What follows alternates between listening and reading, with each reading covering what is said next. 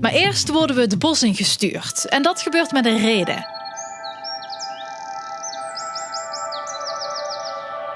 Bossen worden door velen gezien als een vanzelfsprekend iets waar weinig aan hoeft te worden gedaan.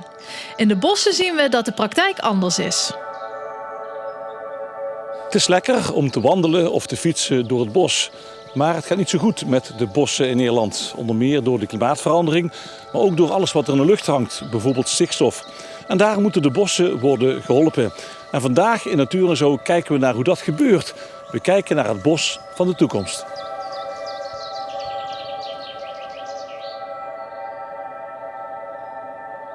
Michel, we gaan het hebben over het bos voor de toekomst. Maar eerst even, hoe staat het met het bos van het heden? Nou, daar zijn nog wel twijfels over. We hebben natuurlijk 2 extreem droge zomers gehad. 2018 was al niet geweldig, maar 19 en 20 waren verschrikkelijk voor het bos. En je ziet dat bos wat ooit is aangelegd met het doel houtproductie, dat niet meer bestand is tegen die veranderingen die we nu in het klimaat zien. Ja. Extreem droog, maar ook extreem nat. We hebben natuurlijk allerlei invloeden van buitenaf op die bodem.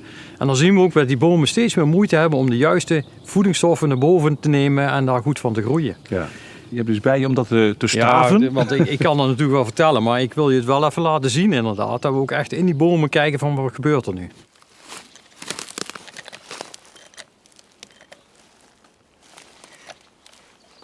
Dan ga ik eens kijken of ik hier een mooie kern uit kan halen. Dan kunnen we ook zien wat er de laatste jaren in de boom is gebeurd.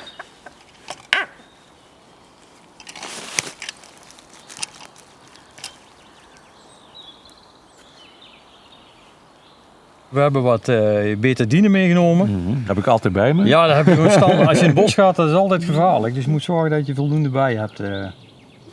En nu zie je gewoon je ziet steeds donkere en lichte ringetjes naast elkaar. Ja. En dan zie je dat met name op het uiteinde, dat zijn de laatste jaren, dus de zomer van 2019 en 2020, zitten ze heel kort op elkaar. Dus die boom die heeft eigenlijk nauwelijks kunnen groeien. We moeten naar bossen toe die klimaatbestendiger zijn. En dat betekent ook andere soorten. En de soorten die er nu staan, die het wel goed doen, meer ruimte geven.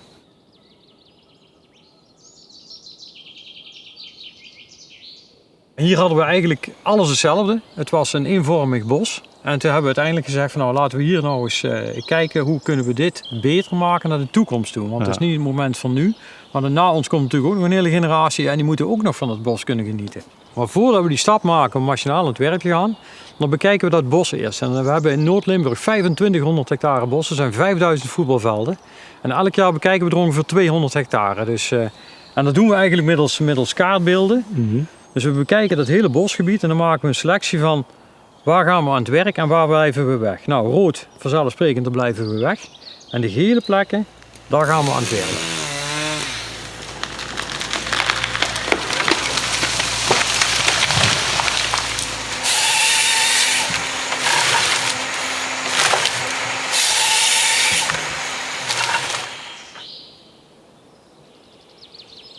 Je ziet een aantal hebben een blauwe kleur gekregen en dat noemen we dan de toekomstbomen. Blauw is bij ons blijft. En waarschijnlijk heeft een van die bomen, er heeft ook ergens een nestje in gezeten van een eekhoorn, wat we op dit moment heel moeilijk zien. Maar die mensen die gaan inventariseren voordat wij gaan starten, die brengen dus op diezelfde kaartbeelden helemaal in beeld van wat zit er aan vogels, wat zit er aan mierennesten enzovoort al meer, zodat we zorgvuldig aan het werk kunnen.